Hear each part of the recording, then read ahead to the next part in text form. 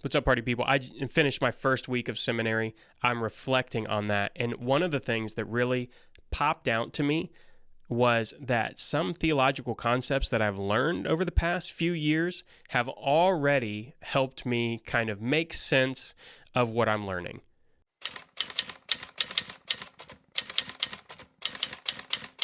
So the first week of seminary is like drinking from a fire hose. It's just completely overwhelming.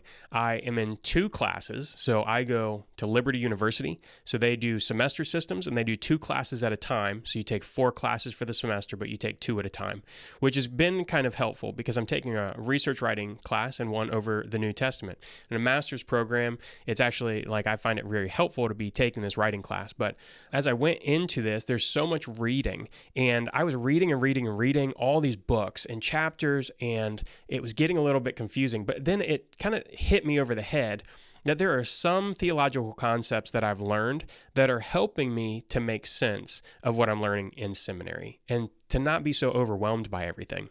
So growing up in a Baptist church, I grew up Baptist. So growing up there, theology wasn't always front and center with everything, but how to live it out was very front and center. And so I learned a lot of concepts about the nature of God, of what it means to be a Christian, not being a hypocrite, all of these things from my upbringing. Later on in life, I wanted to make sense of why all of that stuff mattered, what parts of it did matter, if there's any of it that I need to leave behind. And there were some ideas that I had taught myself that I did have to kind of unlearn, but they mainly came from my heart.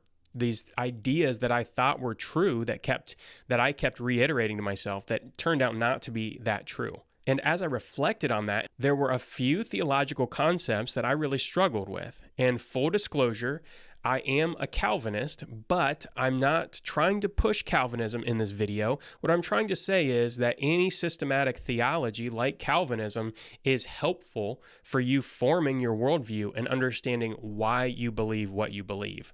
And I'll get into why that's important in just a minute. Another concept that I started learning in Reformed theology was covenantal theology. And so growing up, I had a very good idea of the characteristics of God that are eternal and unchanging, and who God is, his identity, who we are as his children. That was ingrained in me from a young age. And so when I combine these concepts of like who God is with these theological systematic, it was just like chocolate and peanut butter, man. It just came together, and it was great in reinforcing these ideas and giving me a foundational platform to take on a ton of information in seminary and then still make sense of it. So at seminary, you run into all kinds of people, even some women. Who knew? Just kidding. But seriously, you run into all different kinds of people. I have people that have been pastors for years. I have people that, maybe have never read the Bible the entire way through, or grew up in a church with a very liberal background. You run into all different kinds of viewpoints. And a big part of master's programs today are discussion posts and engaging with other people. And I think that's a really positive thing with the education system. But if I had to examine every single one of those truth claims and question, is that in alignment with my beliefs? Do I believe that? How do I make these, claims, these truth claims or arguments for my viewpoints in a coherent way among a group of people that may or may not agree on some very foundational concepts? And so as I was going through the reading even, I found all different kinds of theologians and educators that I just completely disagreed with. It would be exhausting for me to have to take every single one of those claims, weigh it against some kind of standard. It would wear me out to no end. And that's where these systematic ideas, this idea that you have thought through some of these theologies, and these theologies give you some basic points to hold on to. Hey, real quick, if you like this video, if you're getting something out of it, hit that like button, hit that subscribe if you haven't already. It's an easy way to show your support, and I really do appreciate it. So again, I don't want to harp on the Calvinism thing, but because Calvin has a systematic way of viewing the Bible that's covenantal in nature, that there's a lot that you understand by grasping on to some key points. So I go to a Baptist seminary that's also very dispensationalist. And so me being covenantal, I am kind of going, oh, I don't necessarily agree with this dispensational theology because it's kind of at odds with covenantal theology. But because I have an understanding of God's promises from Adam to Moses, so and not to harp too much on this specific theology, but my point being that I have a foundation, a theological foundation to go back on that's given me a lot of security, even in the first week of, you know what, I'm going to be able to weather this storm because I understand my beliefs pretty well. It's almost like you have this fun little cheat code. And in the first week, I can see other people that are really struggling with some of the concepts in the book because they disagree with it, but they don't exactly know why. Or they're trying to make sense of it and see if they can integrate it with their worldview or if they just outright reject it. It's like having a systematic theology somewhat down before you get into seminary is kind of like having a cheat code.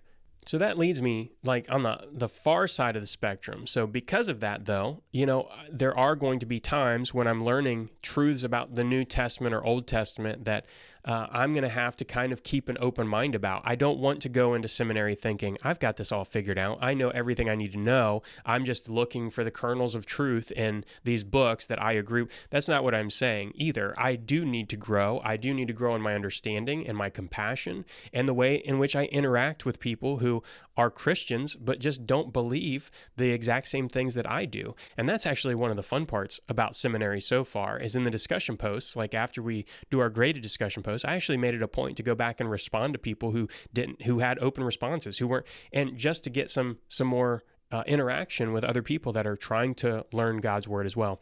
Just a reflection. I'm very early on in my seminary journey, so it's just something fun to think about, but also something for you to think about. If you're looking to get into seminary, then it's going to be like drinking from a fire hose. So I would set that expectation, especially at first, if you don't do a lot of reading on systematic theology and those kind of things. If you're looking for somebody to spoon feed you, master's program is not that.